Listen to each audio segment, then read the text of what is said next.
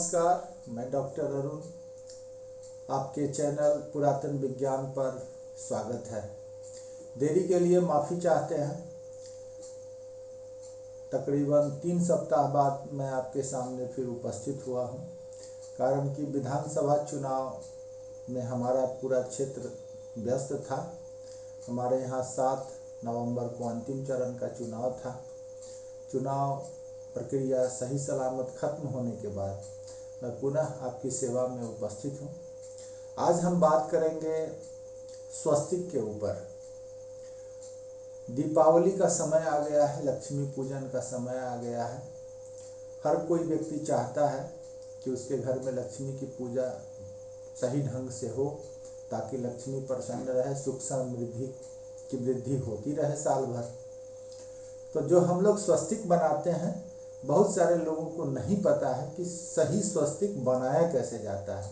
हम स्वस्तिक कैसे बनाएं ताकि लक्ष्मी की वृद्धि हो, श्री की वृद्धि हो, पूजा पद्धति सही ढंग से हो। ये एक कर्म कांड है।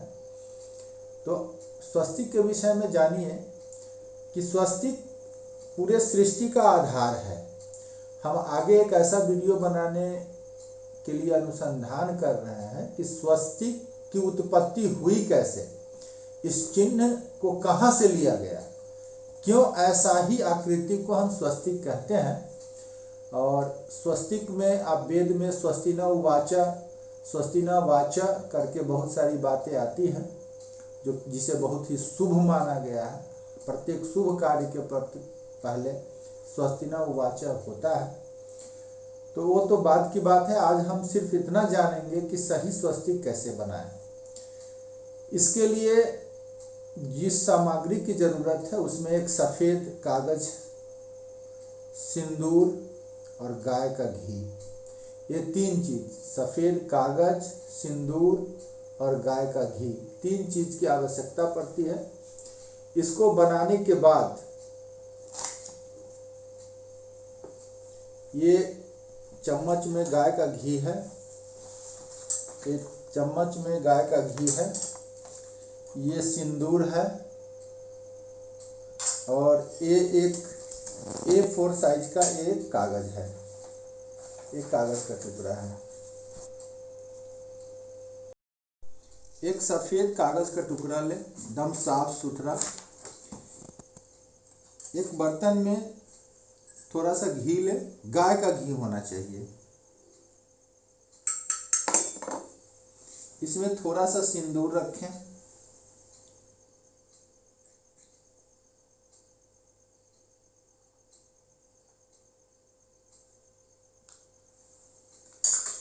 इसको अनामिका उंगली से, इस उंगली से इसको मिलाएं।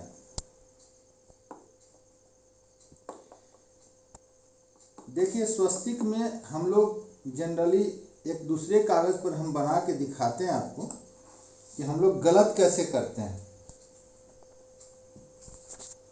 हम इस छोटे से पेपर पर आपको हम बना के दिखाते हैं कि हम लोग गलती क्या करते हैं। हम लोग करते हैं क्या, एक रेखा ऐसे खींचते हैं, फिर ऐसे खींचते हैं, फिर ऐसे ऐसे ऐसे बनाते हैं और ये स्वस्तिक हो गया, ऐसा हम लोग मानते हैं।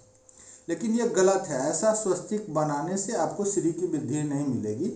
इसमें मेन चीज़ क्या है कि ये जो दो भुजाएं हैं एक दूसरे को कभी काटे नहीं, ये इसका ध्यान रखना है।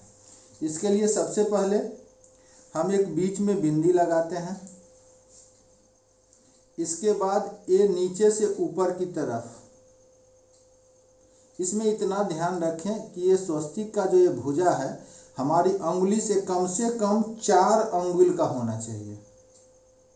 ये कम से कम 4 अंगुल का होना चाहिए। ये भुजा भी ये क्लॉकवाइज घड़ी की दिशा में, ये भी कम से कम 4 अंगुल का होना चाहिए। इसके बाद फिर यहाँ से लेंगे,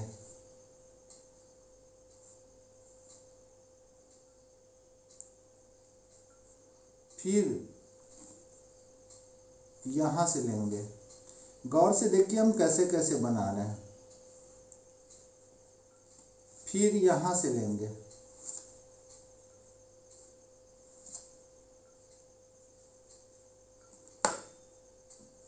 फिर ये यहाँ से जाएगा, यहाँ से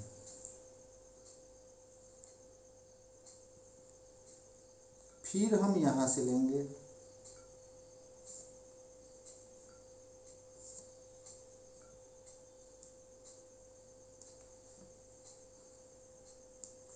फिर यहाँ से ऊपर की तरफ जाएंगे,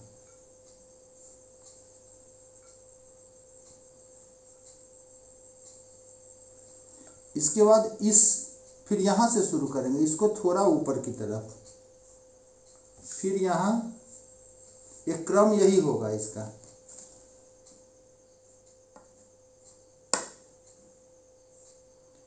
इसके बाद इसमें जो बिंदी लगाया जाता है, याद रखिए इस खाने से शुरू होगा।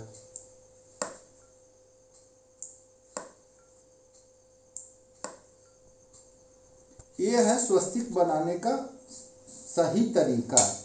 अब इस बने स्वस्तिक को दीपावली के दिन, जहाँ हम लक्ष्मी गणेश का पूजा करके मूर्ति रखते हैं घर में, दुकान में, प्रतिष्ठान में, उसके पीछे लगा दें और उसके आगे मूर्ति को स्थापित करके आप पूजा करें। आपके लिए ये वर्ष बहुत शुभ रहेगा। तो इस तरह आप स्वस्तिक बनाएं,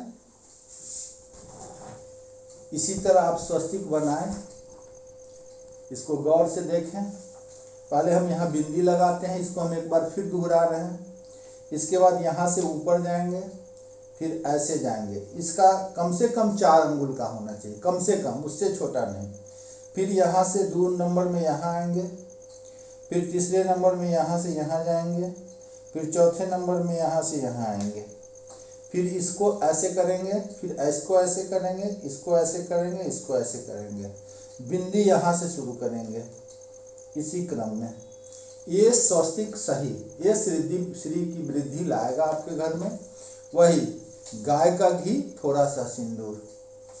तो धन्यवाद। आपका दीपावली शुभ हो। आप इसी तरह से स्वस्तिक बनाएं, घर में श्री लक्ष्मी और गणेश की मूर्ति के पीछे लगाएं, आगे उनका पूजन विधिवत करें दीपावली के दिन, और सारा वर्ष लक्ष्मी की वृद्धि, श्री की वृद्धि का आनंद लें। धन्यवाद। नमस्कार।